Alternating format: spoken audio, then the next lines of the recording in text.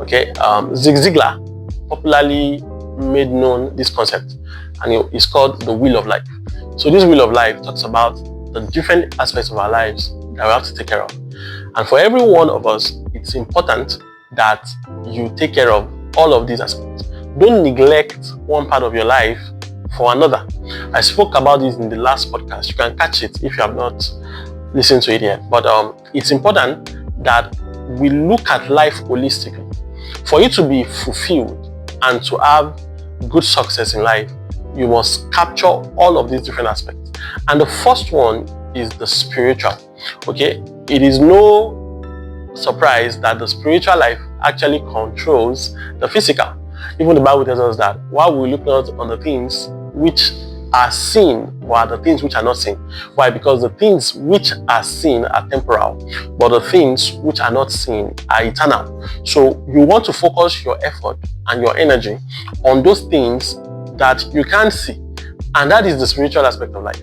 All right. So for you to make sure that your spiritual life is in the right place and you're doing the right things, then you must prioritize your time with God, fellowship. You must prioritize prayer, prioritize worship, prioritize giving, prioritize study. You must study the word. So man shall not live by bread alone, but by every word that proceeds out of the mouth of God. So the spiritual nutrition is actually more important than the physical nutrition, because it keeps your spirit alive. All right, so you must pay attention to your spiritual life. That's the first thing in the wheel of life.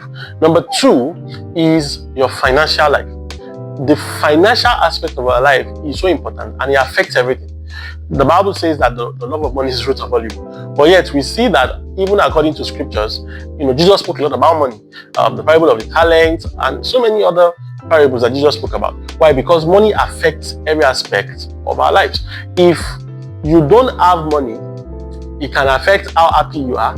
It can affect how much choices that you have. When people are broke, they don't have choices. And that can also lead you to desperation. It can make you do crazy things that you would naturally not do. So learning to make money is one of the greatest skills that you can learn in life. I've seen people talk about money is not that important. But these people that are saying money is not that important, they are spending all their lives working for money. So let's not deceive ourselves. Money is important, and you must learn how to make it. Okay? So the second part, like I said, is the spiritual part, financial aspect of your life. The third one is health and fitness, and this has to do with exercise. Are you mobile? Many of us are so sedentary in our lifestyle. We just sit down in AC from morning to night. You sit down on your desk, and that is all that you do. Well, we must understand that man is made to move. Man is made to always be in motion. And this is why our grandparents live very long. My granddad lived up to 91. In fact, when he was 89 years old, going to 90, he was still writing books. In fact, he wrote 3 books within that period. And it was because we brought him to Lagos from where they were at the time.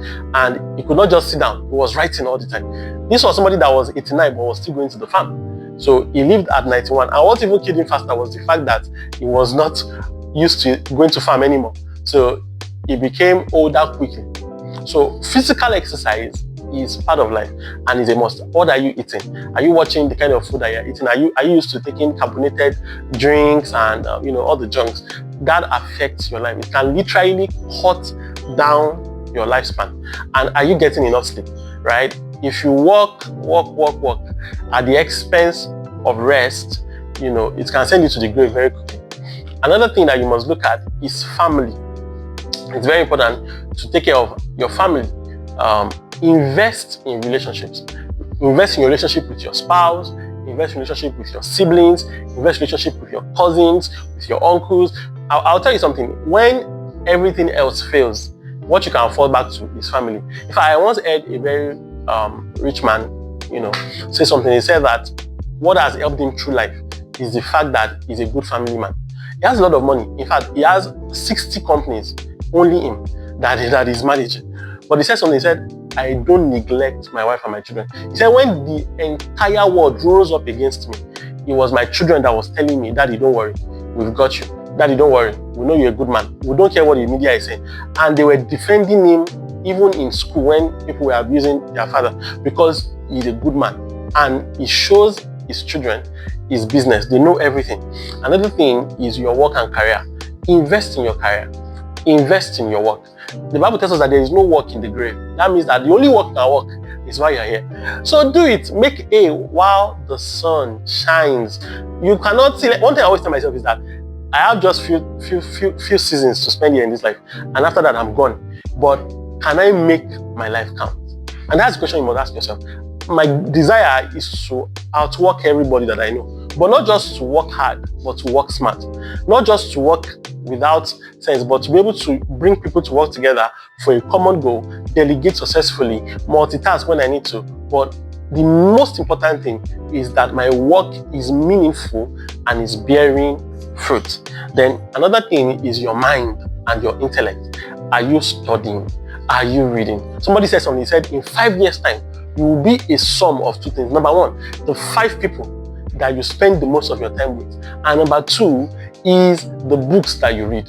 If you don't read books, you have cut your potential in half already. Because reading books helps you to experience life from other people's perspective. I was not married, but I read over 10 books on marriage. What did that do for me? When I entered into marriage, I knew what to say. I knew what not to say. I didn't make rookie mistakes that a lot of people make. So people say, but you and your wife, are you not fighting? Well, we are not fighting because we kind of know what to do. We prepared for this season of our lives. Read about how to bring up children. Read about how to make money. Read about how to be a better believer. Read about everything and anything. Okay, it's important to read. And then the final part I'm going to talk about is your social life. Your social life. And this is what I was talking about, the people that you spend the most time with. Before you know, you are becoming like those people. Because whether you like it or not, they will rub off on you. It's just normal. Somebody said that if you have 5 fools around you, I can tell you that you are the 6th fool. Because you will be like them. Forget it.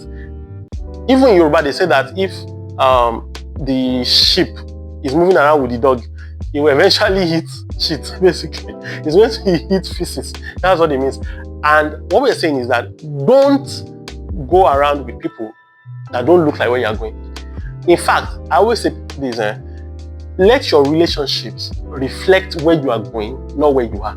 That means that find people that are better than you. Don't be the best in your circle. It's a wrong thing to do. Don't be a local champion. Always look for people that are ahead of you. Tally up with them so that the more you see them move. Yeah, I went to visit a friend of mine a few years ago. After I left his house, my philosophy of life changed. When I saw what he was doing, when he told me about all the things they were investing in, I said, Yomi, you have been a local champion. Immediately, I changed my mindset and I'm beginning to live in the reality of what I saw in that, my friend. All right, so make sure that you take care of all these aspects of your life. If you take care of it, you will have a great life. That I can assure you. All right, God bless you. See you in the next one.